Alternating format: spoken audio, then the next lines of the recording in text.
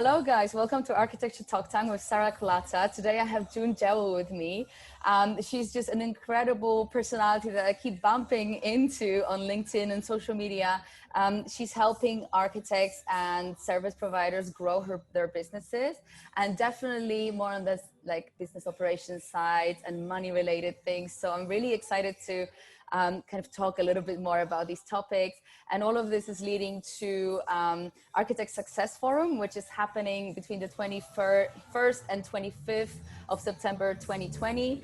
And June is going to have her own panel on September 23rd, 4 p.m. Eastern time.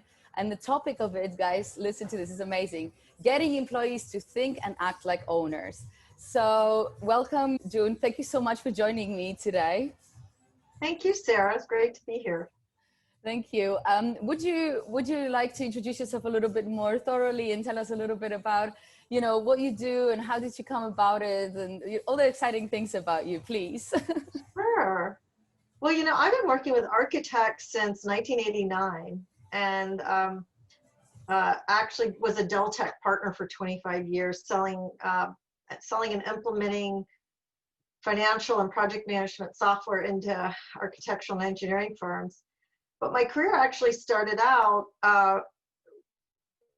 originally my experience in the A&E industry started out working with an architecture firm in Washington, D.C. And that's really where I learned everything about the mindset and the culture and the business operations in an architecture firm. And then since then, I've probably worked with about 1,000 firms in the industry. But that was a really good foundation. I worked with an entrepreneurial architect, but none of his partners were. So he was thinking like an owner, but none of his partners did. They all thought like architects, like creative designers, and not business people. And so he was always trying to get them to focus on being, you know, successful in the business. And so it was really interesting place to start out in the industry. Wow, and it's really interesting because you mentioned mindset as one of the first things you said, and I think that really mindset goes so much pair in pair with business. So would you describe a little bit more, where's the mindset of an owner versus an employee? Sure. Well, I actually have a book called Find the Lost Dollars, 6 Steps to Increase Profits in Architecture, Engineering, and Environmental Firms. And the first chapter is called Culture Traps. And the culture traps are 10 mindsets that the design firm owners and leaders tend to have. Maybe not all of them, but most of them have at least half of them in place that cause them to lose money. And it's funny because once they understand it, they recognize it, become more aware of it, it really does help them focus in on what they're doing.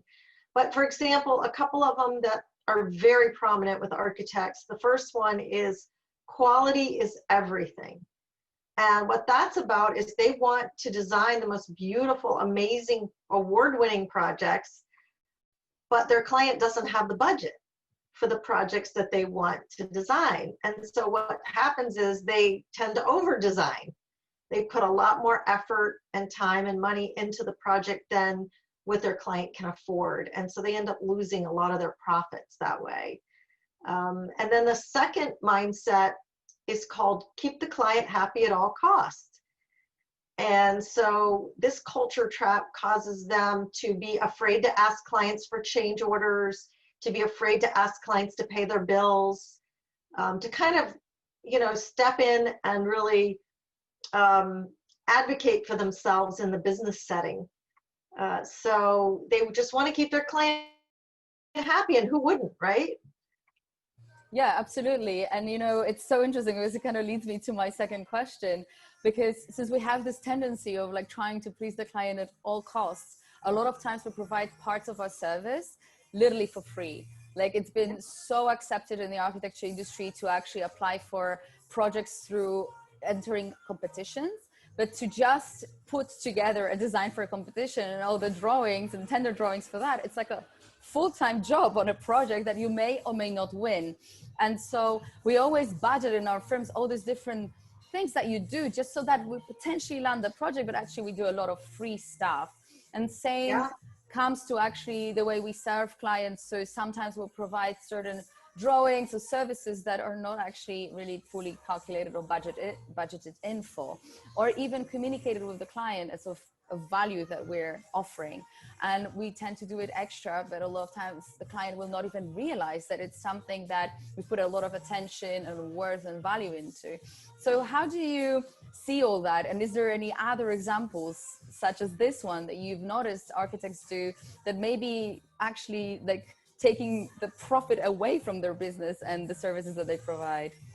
Well, you just mentioned one of them, and that is basically going after projects you're going to lose money on anyway. Like they do that intentionally because they want that client or they want that project and they don't care. But ultimately, it ends up stealing away a part of their business because you can't grow and have a successful business doing that. You might be able to get away with doing it once in a while, but I've seen over the years, generally, it just doesn't pay off. Another thing they'll do that's similar is they'll lower their fees to get a job. So if it's, you know, there's a project they want, and or they're competing with other architects, they'll lower their fees to a place where they're really making very minimal or even zero profit just to win the project. And it's just not good business practice. Yeah, not at all. And I think, you know, a big part of it all comes down to value and the way you communicate your value. I noticed that, you know, globally, there is this issue where the general public understands the value of an architect less and less. And so that really contributes to almost like a slowly dying industry. I feel that that is a threat for our industry. And the way we communicate our value is so crucial. What is your advice on it? Well, it's interesting because I have a presentation that I give called Selling on Value Instead of Price. And it's really about really understanding your value. I don't think most architects understand their true value. For example, many architects can end up saving a client a tremendous amount of money in the construction phase by how they design the project or how they manage the project, but they don't give themselves credit for that. And that's just so important. Good project management and management and good communication with clients is going to help them save money in the long run. But they tend to just focus on their fees instead of the value they're providing in terms of helping the client get a great result and achieving their goals. And so I actually have exercises that I do with our clients to help them identify who their ideal client is and identify the kinds of clients they don't want to work with.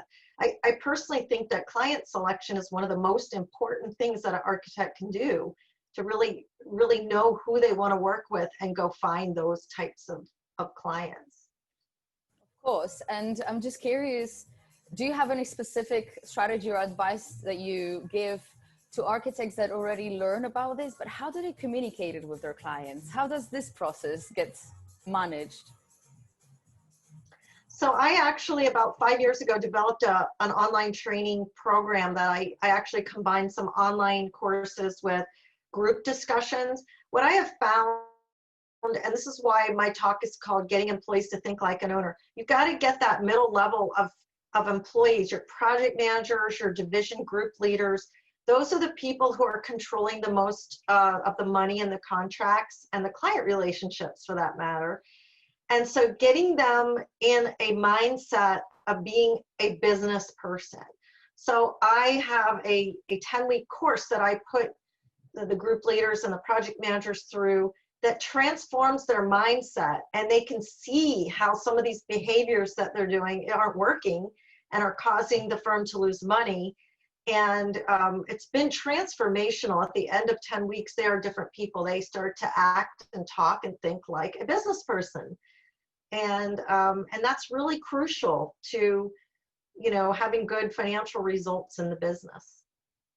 So basically the focus of that work goes into employees. What about the actual owners? Because there's still a difference between owning something and just managing and getting by, right, or like operating the business. Well, one of the things I found with the owners is that sometimes there's several of them, there's partners, and they're not on the same page.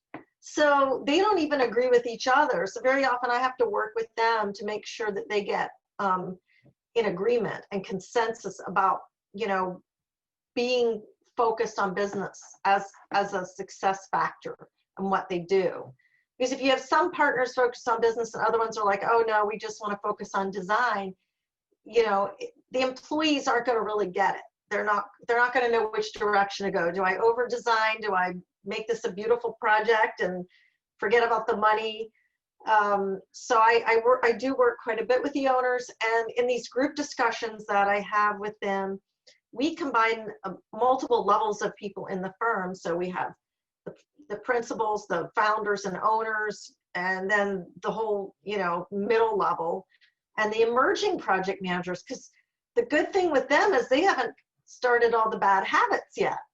So we want to get to them and train them to be good business people before they start all of these bad habits.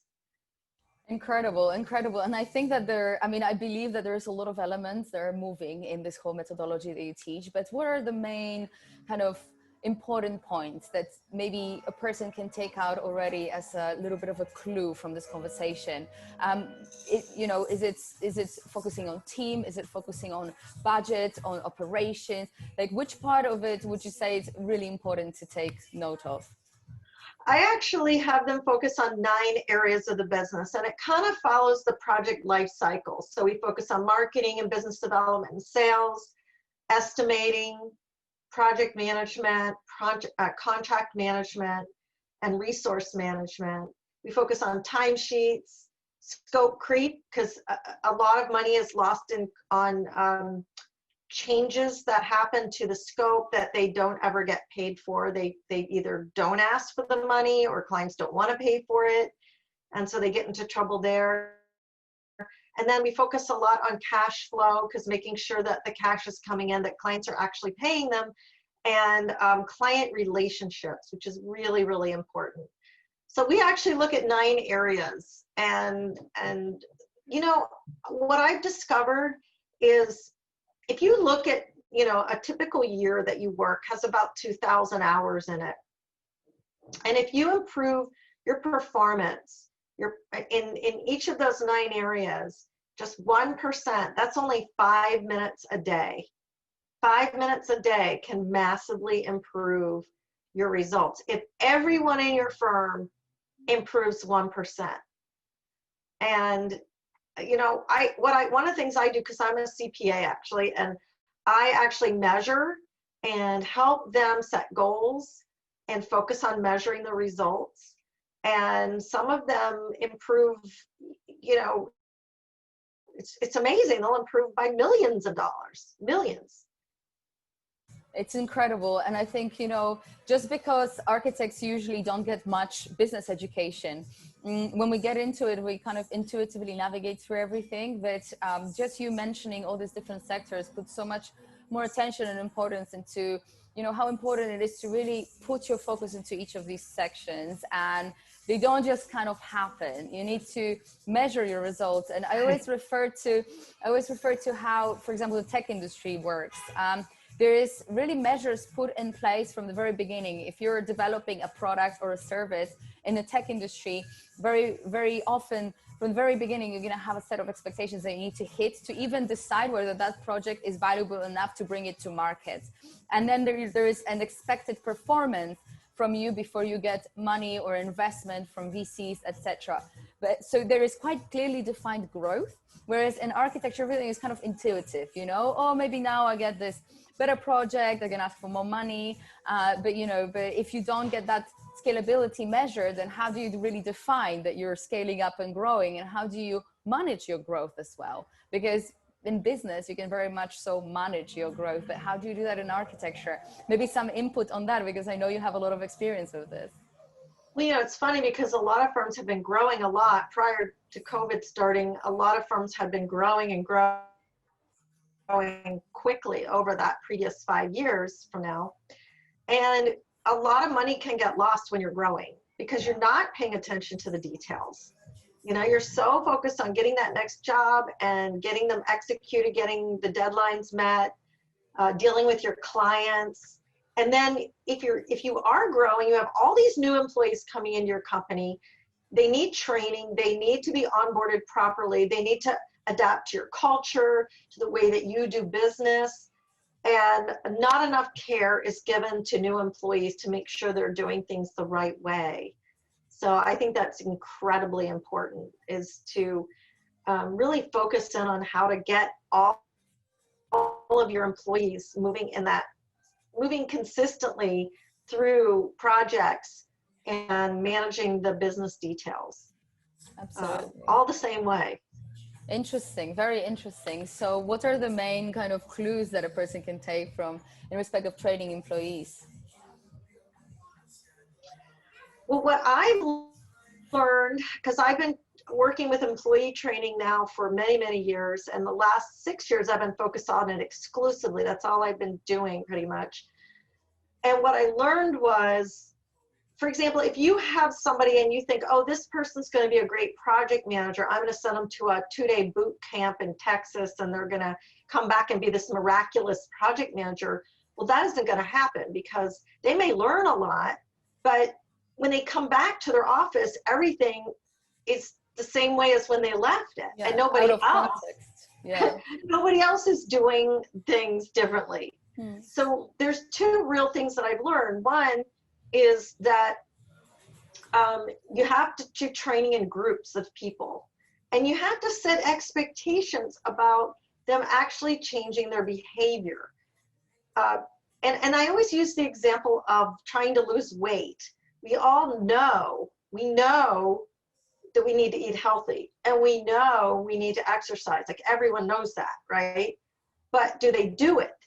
And we all know that if we don't do it, we're not going to lose weight. And it's the same thing with what I do and working with architecture firms, is if they don't change their behavior after they come back from a training, then you're not going to get any different results. So you really have to focus on behavior changes.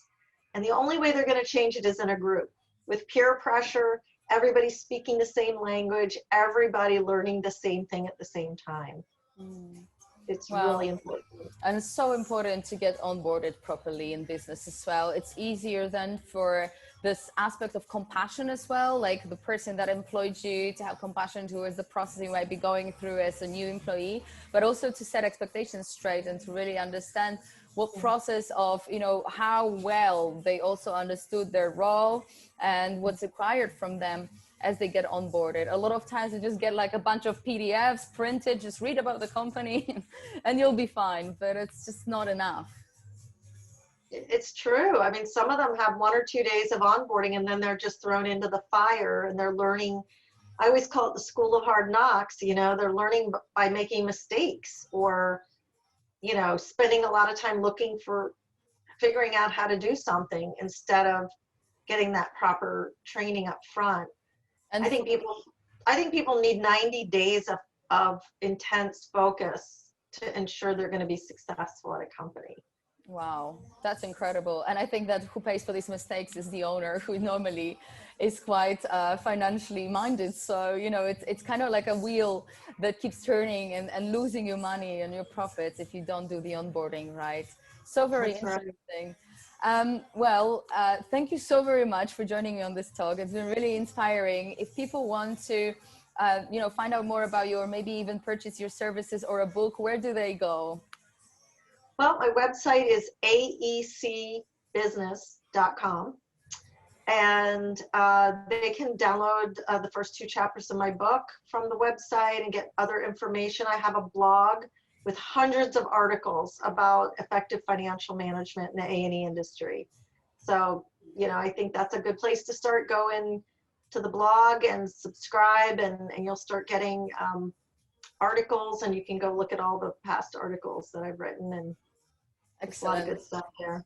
Excellent. And guys, if you want to hear the talk about getting employees to think and act like owners, please join us September 23rd at 4 p.m. Eastern time. And just go to architectsuccessforum.com and sign up, get your ticket, and make sure that you see all the other speakers as well. And June Jewell is going to be definitely there September 23rd, 4 p.m. Eastern.